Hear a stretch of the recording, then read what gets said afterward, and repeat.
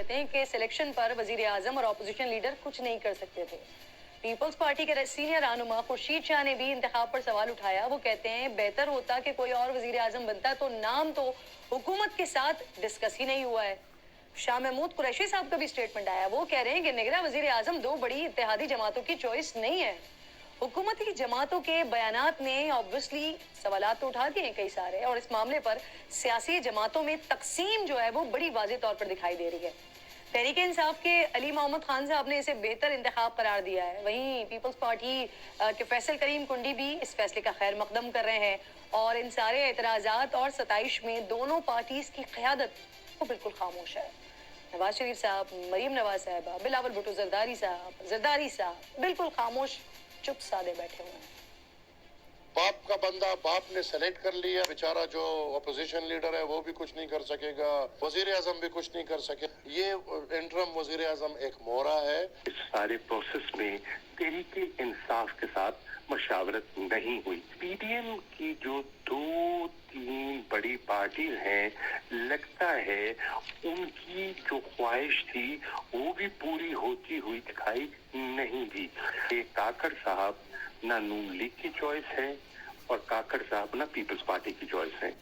तो नाज़रीन, बलूचिस्तान से ताल्लुक रखने वाले सेनेटर अनवारुल हक काकड़ ने 2008 में काफ लीग के टिकट पर कोयटा से कौमी असम्बली का इलेक्शन लड़ा, जिसमें कामयाब नहीं हो सके। जिसके बाद वो 2013 में बलूचिस्तान हुकूमत के तर्जुमान रहे। फिर 2018 इलेक्शन से पहले बलूचिस्तान अवामी पार्टी यानी बाप की तश्कील में बड़ा अहम रोल था इनका।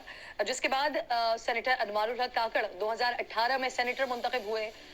कहा जाता है ये कि अनवारुल हक काकड़ के तमाम सियासी जमातों से बड़े अच्छे टर्म्स रहे हैं। जब इमरान खान वजीर आजम थे तो अनवारुल हक काकड़ के इनके साथ भी अच्छे मरासम थे, लेकिन 9 मई वाक़े के बाद उनकी खान साहब से मुतालिक जो राय थी फिर वो भी सामने आई।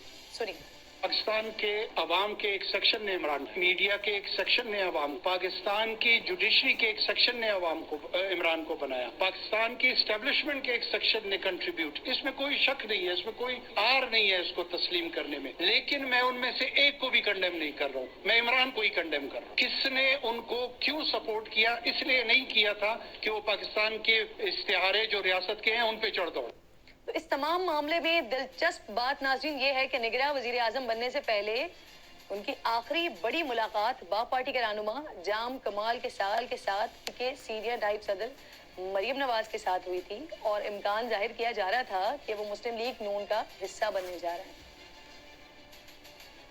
तो उनका नाम पहली मर्तबा निगरां वजीर आजम के लिए सामने उस वक्त आया जब उनकी तैनाती का फैसला हो चुका था। तो बड़े इंपॉर्टेंट पहलुओं के साथ आज प्रोग्राम में डिस्कशन करेंगे। सबसे पहले मुझे सीनियर रहनुमा है पाकिस्तान मुस्लिम लीग नून के आसिफ करमानी साहब ज्वाइन करें। अस्सलाम वालेकुम आसिफ साहब। वालेकुम सलाम, शुक्रिया किरण बीबी। आसिफ साहब, आइन के तहत जो निगरां वजीर आजम है वो गैर जानिबदार एक शख्सियत होना चाहिए। क्या अनवारुल हक काकड़ साहब ये जो गैर जानिबदार वाला एलिमेंट है इसके मयार पर सर पूरा उतरते हैं? मुतमईन हैं आप इस फैसले से? और फिर वो कितने गैर जानिबदार फैसले कर सकेंगे? बिस्मिल्लाहिर्रहमानिर्रहीम। शुक्रिया किरण बीबी।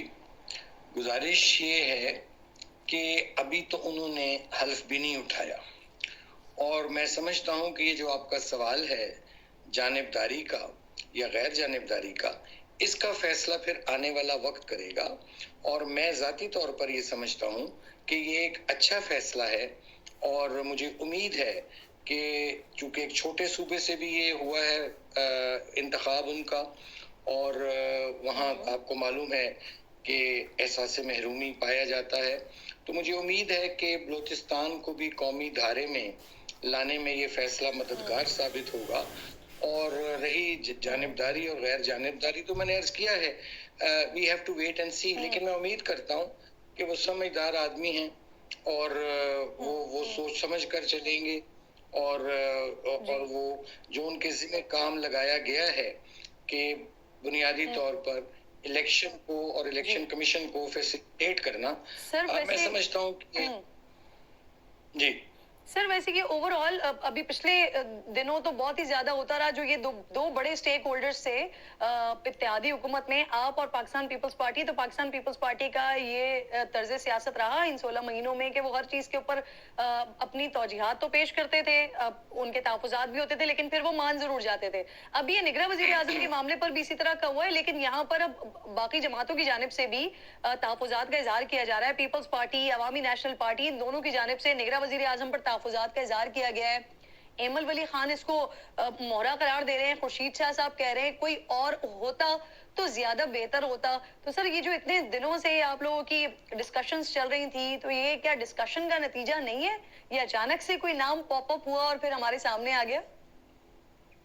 देखिए किरण बीबी, बात ये है कि बुनियादी तौर पर आइन के तहत ये प्राइम मिनिस्टर का और लीडर ऑफ द अपोजिशन का प्रोरोगेटिव है, और मैं समझता हूँ कि प्राइम मिनिस्टर ने जब ये नाम उनको दिया गया, बकौल राजा रियाज के उन्होंने नाम दिया है, जब ये नाम दिया गया होगा तो प्राइम मिनिस्टर ने जरूर अपने इत्तेहादी जो सरबराहान है उनसे कंसल्ट किया होगा, और वो जाहिर है उनको एतराज नहीं हुआ होगा, तो तभी एक मुत्तफिक का उम्मीदवार का ऐलान किया ना उन्होंने। अगर किसी को एतराज होता और वो उस शिद्दत से एतराज होता तो जाहिर है फिर मामला थोड़ा लटक सकता था। मैं समझता हूँ कि 24 करोड़ अवाम जो उनसे थे ना, वो जेब में एक नाम लेके फिर रहे थे।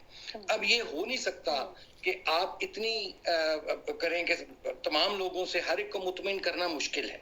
इसलिए मैं समझता हूँ कि जो जिसका काम था उन्होंने उसको बड़े एक एमिकेबली और एक बड़े अच्छे अंदाज में, यानी लीडर ऑफ द अपोजिशन और प्राइम मिनिस्टर ने किया है।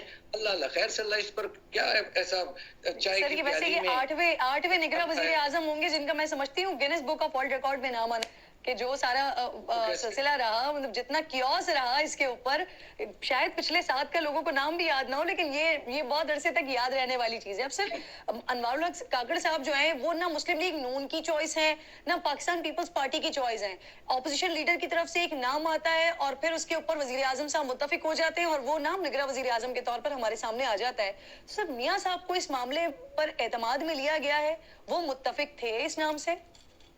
देखिए मैंने पहले जैसे अर्ज किया कि बुनियादी तौर पर ये प्रोरोगेटिव है प्राइम मिनिस्टर का, लीडर ऑफ द अपोजिशन का, और चूंकि एक इत्तेहादी हुकूमत है और मैं समझता हूं कि इस पर मियां साहब को भी और इत्तेहादी हुकूमत के दीगर जो हमारे अहम अरकान है, मेरा ख्याल है उनको जरूर लिया गया होगा, क्योंकि ये एक अहम मामला था। अगर 16 माह में इत्तेहादी हुकूमत हर मामले पर मुशावरत से चली है, तो ये कैसे मुमकिन है कि इतना अहम फैसला जो है वो उनको ऑन बोर्ड लेकर ना किया जाए। सर बड़ी तैनातियां इस मुल्क में हो गई, जो प्रोग्रेटिव जो था वो प्राइम मिनिस्टर हाउस का था, लेकिन उसके फैसले भी लंदन से हो रहे होते थे। तो सर इसी वजह से ये तो निगरां सेटअप का मामला था, इसलिए यहाँ पर तो ये सवाल पूछना बनता है ना। अब किरण बीबी, लंदन या हो या दुबई हो, ये हमारी सियासत में एक इस्तारा सा बन गया है।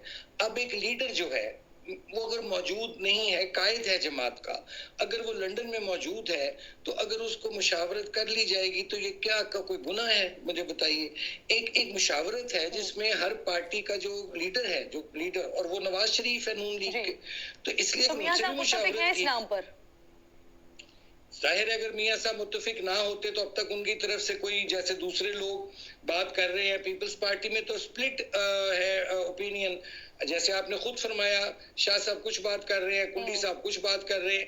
कहने का मेरा मतलब है कि अगर मियां साहब को या मुस्लिम लीग नून को एतराज होता तो वो सामने आ जाता है, वो शहबाज शरीफ साहब की सूरत में आगे कन्वे कर दिया। इस खामोशी को, करमानी साहब, इस खामोशी को क्या रजामंदी के जुमरे पे लिया जाए?